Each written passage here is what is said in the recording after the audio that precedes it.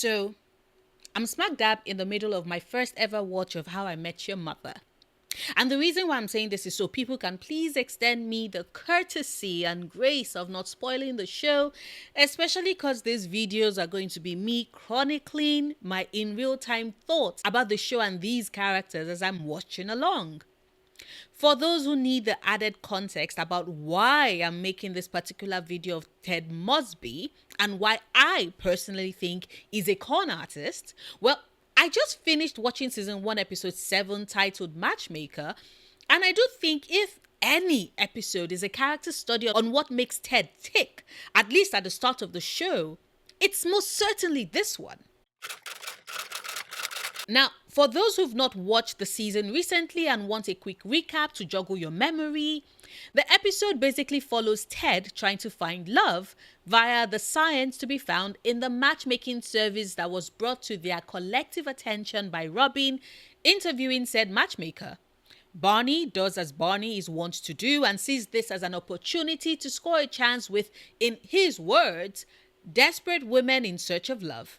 And he does say all the right words to try and get in.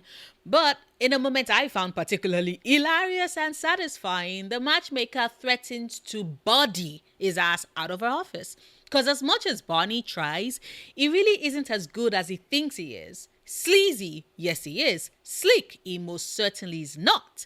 But at least there's an honesty with him that I appreciate. A tad bit. Of course, it's not on the same level for me as Marshall. Marshall is bae. Marshall is goated, at least so far. Please don't drop any spoilers about him becoming a dick in the later seasons. I don't think my poor heart can take it. Let me find out on my own and grieve then. Thank you. Anyway, back to the matchmaker. She convinces Ted that she can find him one of 8 women who would be into him in New York City. And unfortunately cannot deliver on this promise because, that's just Ted. Desperate for love and unable to find it. Or at least that's what he tries to tell himself.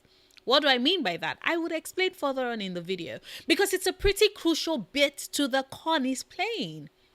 Anyway, she feels at finding him a match. And the one match that he does score high with is Dr. Sarah O'Brien, who has already been matched up with someone else, but for whom Ted gets it into his head that for some reason, he would convince her to drop her boyfriend and go with him.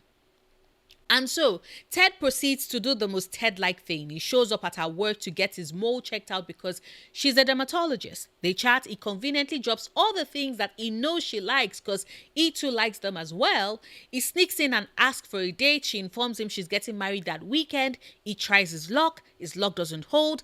A couple of days later, Sarah calls him to inform him that although the mole isn't cancerous, they should try and remove it. And with absolutely zero regard for his own health and well-being, because, Ted would rather be dead than miss out on the potential love of his life, he ignores that concerning bit of medical news to basically lay it out on her that he is the better match for her than her fiancé and is terrified of missing out on love. She comforts him because she's a much better woman than I could ever hope to be, and he finds his way back to the matchmaker to urge her to not give up on finding him a match. For free, of course, because ain't no way he's paying her again for that service, which, not gonna lie, made me chuckle. And that's basically the episode. Of course, there's the bit with the Cockamouse and Lily and Marshall trying and failing to get everyone to believe them until the very end of the episode when Robin gets to see it for herself. Now, I know that houses in NYC are expensive, but best believe if I was living with a creature like that, I am burning down my house, changing my identity and moving to the other side of the world, never to be seen again. But hey, that's just me. But aside from that, the core of the episode, as it always often is on Ted and his desperate search for love. And as I watched agape at his audacity throughout the episode, the one thing that kept ringing in my head is that this man is playing a long con. And the worst part about it is that we're all caught up in it, including himself. And that is important too, because to be able to swindle others and con your way into what you want, good con artists buy so much into the lie of that identity that often the victims find no reason to doubt them at all. You see, the very start of the show, specifically season 1, episode 1, already gave it away. Ted is pulling us in, reeling us and his kids into this elaborate story of how he met their mother. Until we got to the end of the episode and he informs them and us, the audience, that that is how he met their aunt, Robin.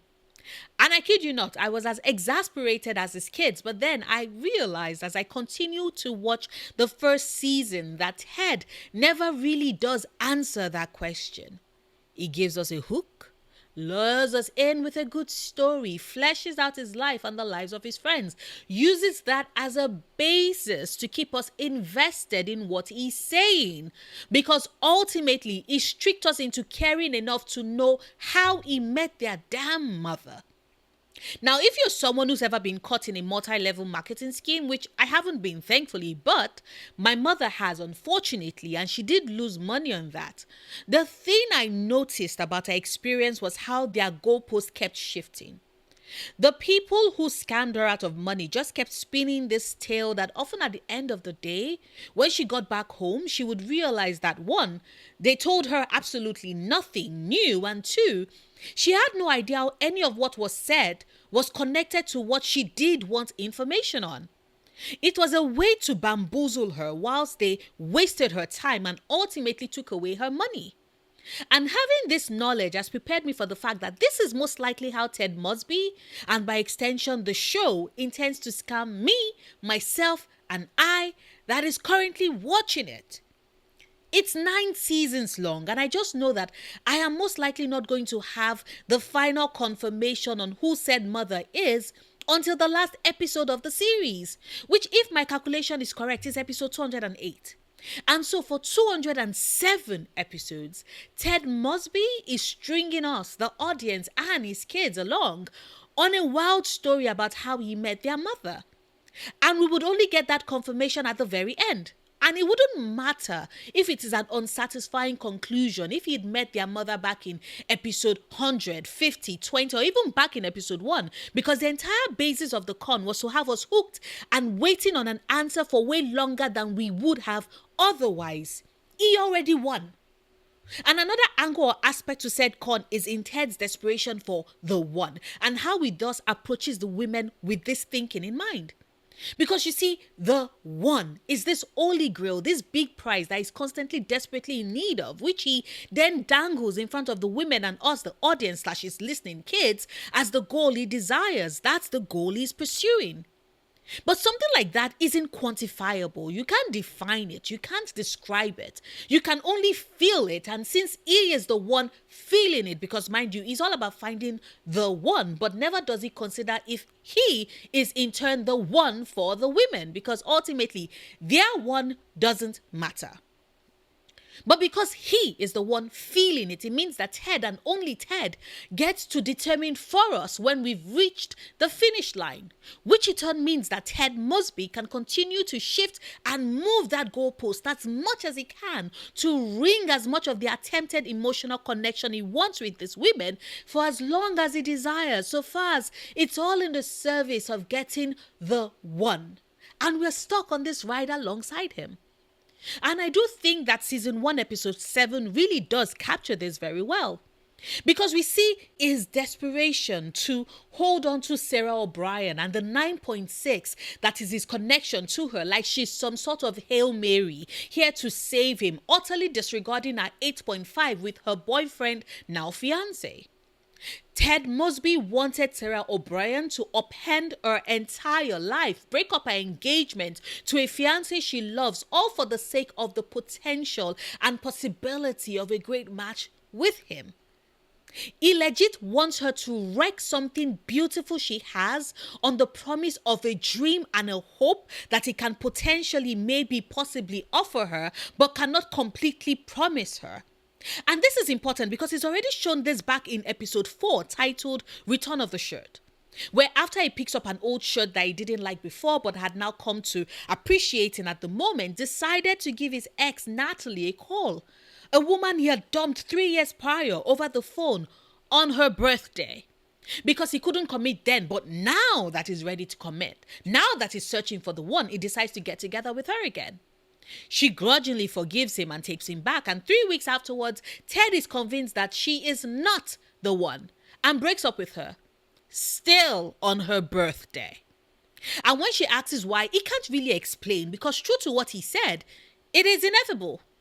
The one as a phrase is a pipe dream that gives leeway for someone like Ted Mosby to spend his life wrecking arts on the way to finding a potential connection with someone else.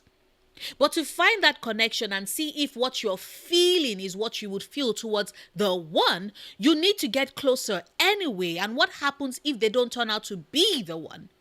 Well then, a breakup it is. So with that in mind, I need you to re-examine the episode and imagine. Walk with me a moment here. Imagine if Sarah O'Brien had bought into Ted's snake oil salesman pitch of them being more compatible than her fiancé, and she should break up her engagement and not show up to her wedding that weekend and instead give him a chance. Imagine if she had bought into the scam his ass was selling. And then what happens 3 weeks afterwards? When the novelty has worn off and Ted is once again holding on to that nebulous, tenuous emotion that he aptly called the one, and realizes that Sarah isn't it. How do you think that would play off? Would Ted make the decision to marry her anyway and make her the mother of the kids who are listening to this story alongside the audience? No, because the show has subtly communicated it to us that all that is the pitch that Ted uses to sell his dreams to himself, the audience, his kids, and the women he gets with. And just like a good sales pitch in the hands and mouth of someone who's out to scam you, it won't really hold water because he cannot deliver on it. Those women can't deliver on it. Because the minute it was about Ted finding the one and not being the one, then all the power went to someone who can't define the rules of the game beyond something he feels. And that is in itself a recipe for, I am about to con the shit out of you. But hey, maybe that's just me. Maybe I'm reading too much into this, and that the later episodes and seasons will convince me otherwise. Right now, though, I am solidly in the Fred Mosby is a con artist camp. I would love to hear your thoughts, however, so please drop them in the comments without spoiling things for me, please. Like this video if you've watched this far and haven't done so yet. Share it if you want. Support me on Patreon if you can. And until tomorrow's video, do remember, obsessing over the things you love, perfectly valid coping mechanism.